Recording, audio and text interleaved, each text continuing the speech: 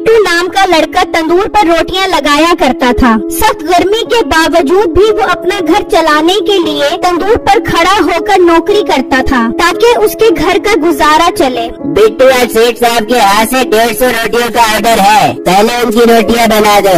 अच्छा मालिक, अभी बनाकर देता हूँ। और भाई पहले मुझे 10 रोटियां बना दो, काफी देर से खड़ा हूँ। 150 रोटियों का इंतजार करूँगा तो यहाँ गर्मी से जलकर कोयला हो जाऊंगा।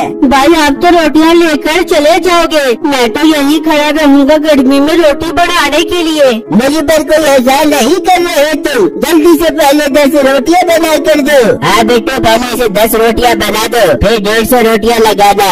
अच्छा मालिक, अभी बनाकर देता हूँ। बिट्टू सख्त गर्मी में तंदूर पर रोटियां बनाता है और वो ग्राहक भी उससे रोटियां लेकर चला जाता है। शाम में बिट्टू अपनी दिहाड़ी के लिए मालिक के पास आता है। लो जी मालिक, मैंने सब ग्राहकों को फारिग कर दिया है और 150 रोटियां भी तैयार कर दी है। अब मेरी दिहाड़ी मुझे दे दो। हाँ बिट्टू, ये लो तुम्हारे 500 रूपए। पर मालिक, मेरी तो आपसे 1000 रूपए की बात हुई थी, आप मुझे 500 रूपए क्यों दे रहे हो? देखो बिट्टू, मेरे बच्चे गर्मी बर्दाश्त नहीं कर सकते, इसीलिए मैंने उनके लिए घर में एसी चलाना होता है। अब बिजली के बिल इतने आ रहे हैं, अपना घर देखो या तुम्हें देखो, मुझे 500 रूपए से ऊपर तुम बारे में नहीं आते। पर मालिक, मुझे भी तो देखो, मैं इतनी गर्मी में तंदूर पर खड़ा होकर रोटियां बनाता हूँ। आप मेरा कुछ ख्याल करो, मुझे मेरी मेहनत के 1000 रूपए दे दो। बिट्टू, मुझे 500 रूपए से ऊपर तुम बिल्कुल समझ नहीं आ रहे। अगर काम करना है तो करो, वरना मैं किसी और को रख लूँगा।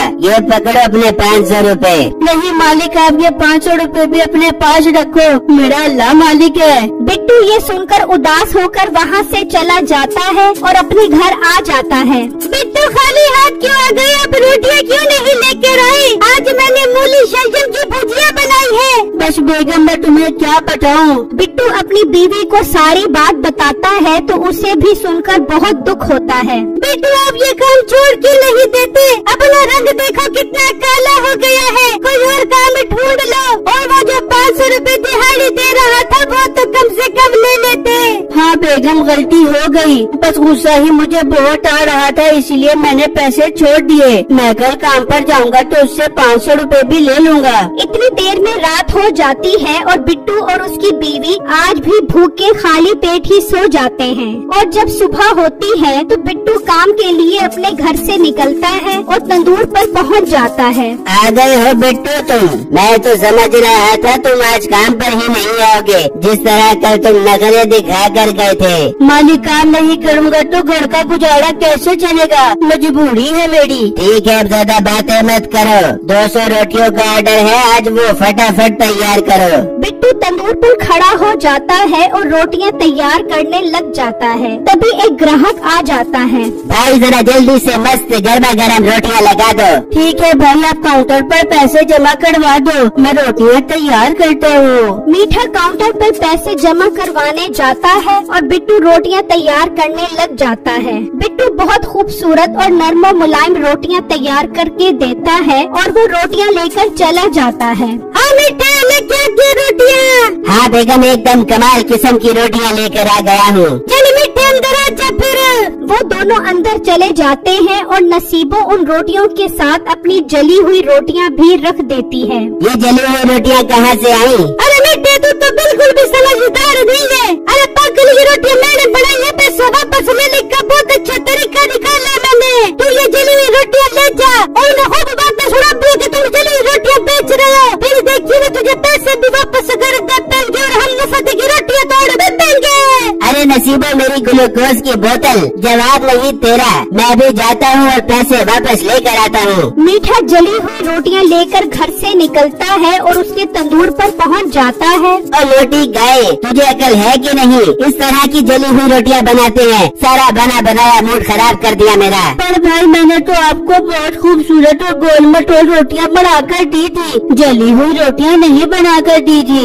नहीं तो ये क्या मैंने जलाई है? तू मेरे सामने जबान चलाता है। और मालिक, कोई कोई ढंग का लड़का रखो अपनी दुकान पर। एक तो गरीब है और शक्ल से इंतहाई बदतमीज है। बिट्टू तेरा ध्यान नहीं है आजकल काम पर, बस तुझे दिहाड़ी चाहिए। भाई तुम ये रोटियां इधर रख दो और मुझसे पैसे ले लो, मैं पैसे इसकी दिहाड़ी से काट लूँगा। मीठा वो रोटियां वहाँ रखकर उससे पैसे लेकर वहाँ से चला जाता है और अपने घर पहुँच जाता है। और वो दोनों मियाँ बीवी बहुत हंसते हैं। शाम में बिट्टू अपने पैसों के लिए मालिक के पास आता है। मालिक मेरी आज की और कल वाली दिहाड़ी दे दो। कौन सी कल वाली दिहाड़ी? कल वाली दिहाड़ी तुमने ली ही नहीं तो वो कल ही खत्म हो गई। आज तुमने 200 रुपए का नुकसान किया है, अब तुम्हारे 300 रुपए रह गए हैं, ये पकड़ो। मालिक ऐसा मत करे, अब देखो तो सही मैं कितनी गर्मी में मेहनत करता हूँ। मेरे साथ ये जुल्म मत करे, मेहरबानी करके मुझे मेरी मेहनत के पैसे दे दे। 300 रुपए लेने हैं तो लो, वरना यहाँ से निकल जाओ। मुझे तुम्हारी कोई जरूरत नहीं है, मैं दूसरा लड़का रख लूँगा काम पर। अब बिट्टू बिल्कुल ही दिल बर्दाश्ता हो जाता है और 300 रुपए लिए बगैर ही चला जाता है। और जब वो घर पहुंचता है तो भूख प्यास से निढाल उसकी बीवी उसका इंतजार कर रही होती है। ये क्या बिट्टू, आप आज भी रोटियां नहीं लेकर आए? बिट्टू के साथ सारा दिन जो कुछ भी हुआ होता है वो अपनी बीवी को बता देता है। ओहो बिट्टू, आप कम से कम मुझसे 300 रुपए तो ले लेते, हम उन पैसों से रोटियां मंगवा लेते। मेरी तो भूख से जान निकल रही है। बेगम तुम फिक्र क्यों करती हो, मैं तुम्हें घर पर ही रोटियां बनाकर देता हूँ, आटा तो पड़ा है ना। बिट्टू रोटी तवे पर डालता है तो साथ टमाटर की चटनी पड़ी होती है। बेगम ये कैसी चटनी है? बिट्टू ये आज मैंने टमाटर की चटनी बनाई थी खाने के लिए। अगर मैं ये चटनी रोटी पर लगाऊं तो कमाल का पापड़ तैयार होगा। बिट्टू वो चटनी रोटी पर लगा देता है तो बहुत ही मजेदार पापड़ तैयार हो जाता है। वो दोनों मियाँ बीवी वो